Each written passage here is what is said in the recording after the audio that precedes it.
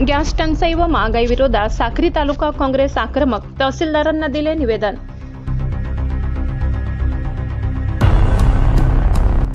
देशात वाढलेली प्रचंड महागाई आणि घरगुती गॅस सिलेंडरचा तुटवडा यामुळे सर्वसामान्य जनतेचे कंबरडे मोडले असून या विरोधात साक्री तालुका काँग्रेस कमिटीच्या वतीने तहसीलदारांना निवेदन देऊन तीव्र संताप व्यक्त करण्यात आला।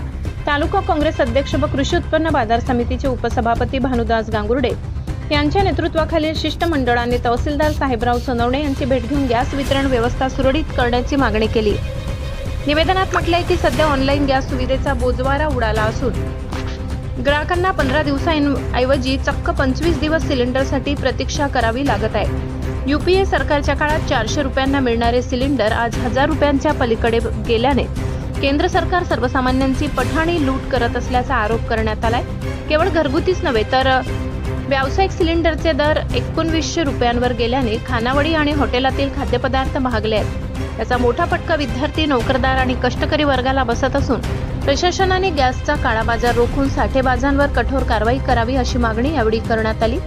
या आंदोलनाप्रसंगी तालुका काँग्रेस अध्यक्ष भानुदास गांगुर्डे, कार्याध्यक्ष दीपक साळुंखे, सेवादल अध्यक्ष दिनेश बोरसे, गणेश गावित, नगरसेवक प्रतिनिधी याकूब खान पठाण, उखाजी साळुंखे, सोशल मीडिया प्रमुख सुनील बैरम यांच्यासह काँग्रेसचे अनेक पदाधिकारी व कार्यकर्ते मोठ्या संख्येने उपस्थित होते।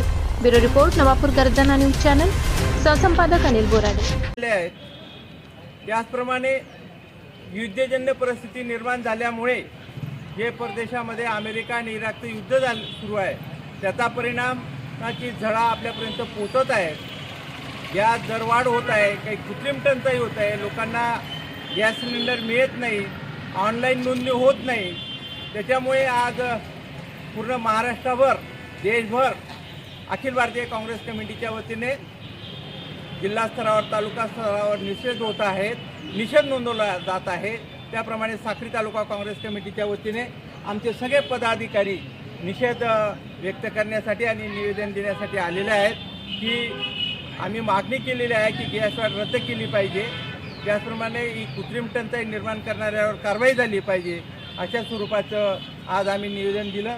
हे निवेदन शेतीमालाला भाव रास्त मिळाला पाहिजे, भाजीपाल्याला भाव मिळाला पाहिजे यासाठी आम्ही आज आलेलो होतो।